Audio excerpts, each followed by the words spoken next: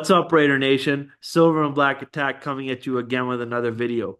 The Las Vegas Raiders are zoning in at drafting Ashton Jeanty, number 6 overall in the 2025 NFL Draft, which is just 15 days away, believe it or not. Yeah, Ashton Jeanty right now is the odds-on favorite. We've seen a lot of these mock draft experts, Mel Kiper, a lot of the guys out there, Daniel Jeremiah. Ashton Jeanty is the consensus mocked pick to the Raiders at number 6.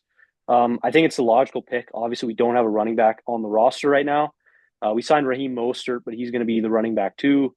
Zamir White is not the guy. We saw that last season.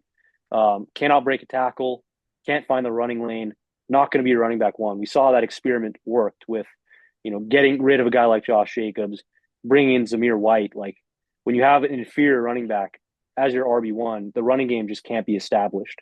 So we need a bona fide superstar running back, and that's what you get with Ashton Jeanty. I think I wouldn't say it's a home run pick or a slam dunk pick in that the Raiders, for the last 15, 16 years, whenever there's a guy who's you're supposed to take, we actually never end up taking him. For instance, last year was Michael Penix, didn't get him. I remember a few years ago we were supposed to get Roquan Smith, it didn't happen. We picked Cleveland Furl over Devin White, who's now, as a coincidence, on the team now. But so you never pick who you're supposed to pick. The Raiders always mess that up, and so I think with being a fan, being a diehard fan, we've seen this trend over the last however many years, and so I'm not 100% confident we're going to take Ashton Jeanty. There have been reports too of John Spytek was working the phones trying to trade for a running back, specifically Kenneth Walker from the Seahawks. And so I think the fact that they're going out and trying to trade for a running back one, I don't know. That's a little bit worrisome for the Ashton Jeanty lovers and that sect of Raider Nation, because the fact that they're actually looking for a running back one in the trade market means, okay, maybe they won't actually draft him with the first pick. Yeah, and this running back class is really deep. We have both the Ohio State guys.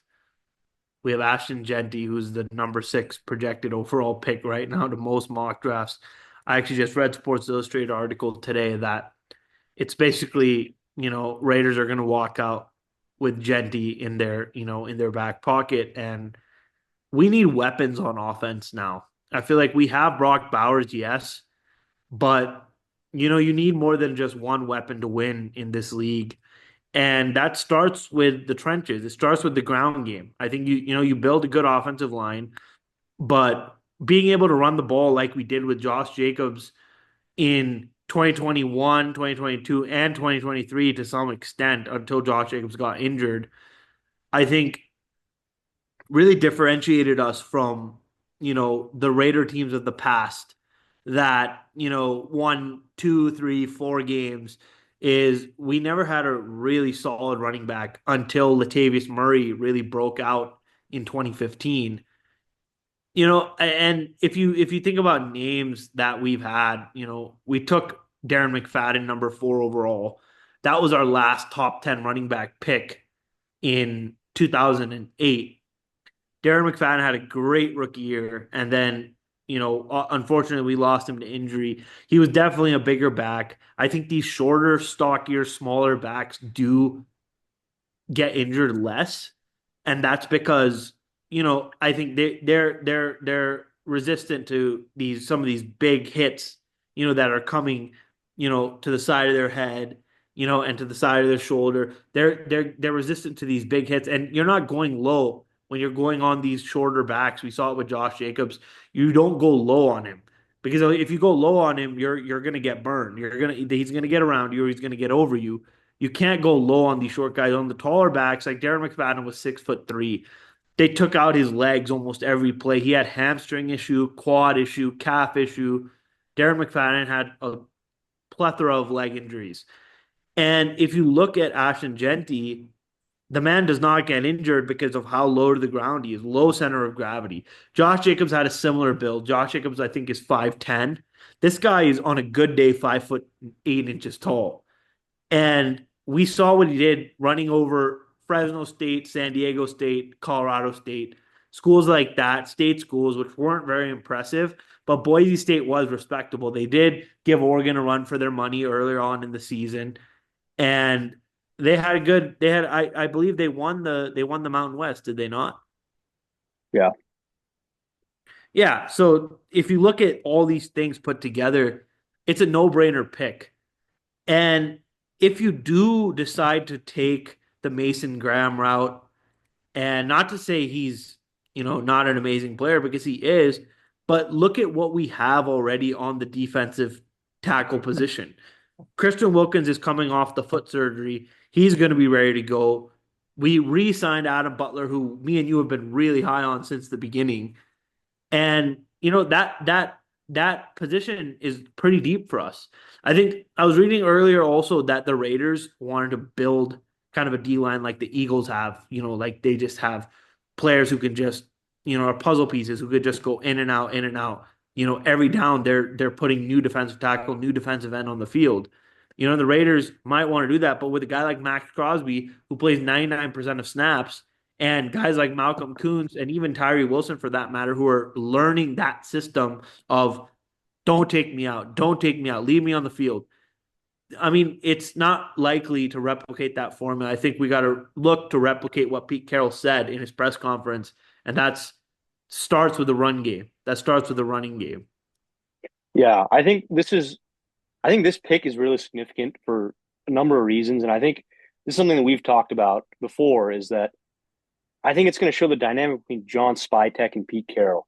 And I say that because I don't think Spytek wants a running back, but I think Carroll is going to want a running back.